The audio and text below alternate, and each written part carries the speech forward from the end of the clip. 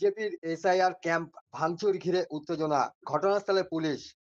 কল্যাণীর গয়েশপুর পৌর ১১ নং ওয়ার্ডের ঘটনা। বিজেপির পক্ষ থেকে এসআইআর ক্যাম্প খোলা হয়েছিল গয়েশপুর পৌর ১১ নম্বর ওয়ার্ডে।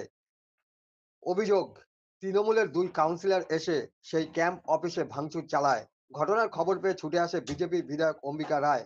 এই ঘটনাকে কেন্দ্র করে উত্তেজনা সৃষ্টি হয়। ঘটনার খবর পেয়ে গয়েশপুর ফাঁড়ির পুলিশ আসে ঘটনাস্থলে।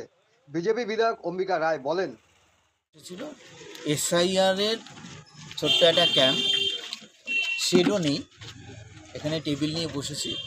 সাধারণ মানুষ যারা সহযোগিতার জন্য আসছে, ভোটারের যে এসআইআর এর প্রসেসগুলো চলছে তাদেরকে সহযোগিতা করা, ফর্মে কোথায় কিভাবে লিখতে হবে সেই সহযোগিতাটুকু দেওয়ার জন্য ইলেকশন কমিশনের যে এসআইআর এর প্রসেস চলছে তার সহযোগিতা হিসেবে, এবং সব জায়গায় চলছে, বিভিন্ন পলিটিক্যাল পার্টিও করছে।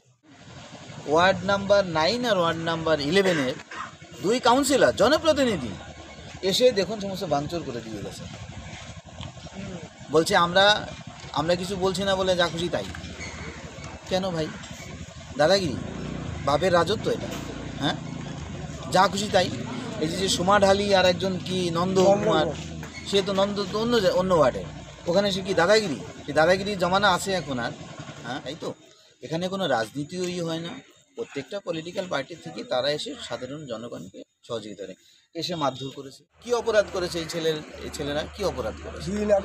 আর এখানে যদি এই ধরনের একটা অস্বস্তিকর পরিবেশ, নৈরাজ্যর পরিবেশ যদি তৈরি করে, ছোট ছোট বাচ্চারা, মহিলারা আশেপাশে থাকছে, তাদের ভেতরে একটা ভয় সঞ্চার হয় না? এই কীভাবে? এটা আমরা কোন রাজত্বে? আমরা কমপ্লেন করেছি, যদি থানা যদি না যায়, তারা যদি না ডাকে, আইনের মতন করে চলবে। তারা যদি মনে করে দাদাগিরি করে পার পেয়ে যাবে, ঠিক আছে, আমরাও দেখছি। পুলিশ আসছিল? হ্যাঁ, পুলিশ এসেছে, পুলিশ অ্যাসিওর করেছে, আমরা ডাকছি, নাহলে আমরা তো যাচ্ছিলাম ওনার বাড়িতে। যদিও বিজেপির তোলা অভিযোগ অস্বীকার করে তৃণমূল। ঘটনার খবর পেয়ে ঘটনাস্থলে ছুটে আসে গয়েশপুর পৌরসভার পৌরপ্রধান সুকান্ত চ্যাটার্জি। তিনি বলেন, খবরটা একটু ভুল, সাজানো। দলের কাউন্সিলররা বাধ্য হয়েছে আসতে পাবলিক রেজিস্ট্রেশনের জন্য। পাবলিক রেজিস্ট করেছে, মানুষকে বোঝানো, সেটা আমরা করছি। সেই প্রক্রিয়াটা যখন চলছে, এদের এইরকম সংগঠিত কিছু নেই।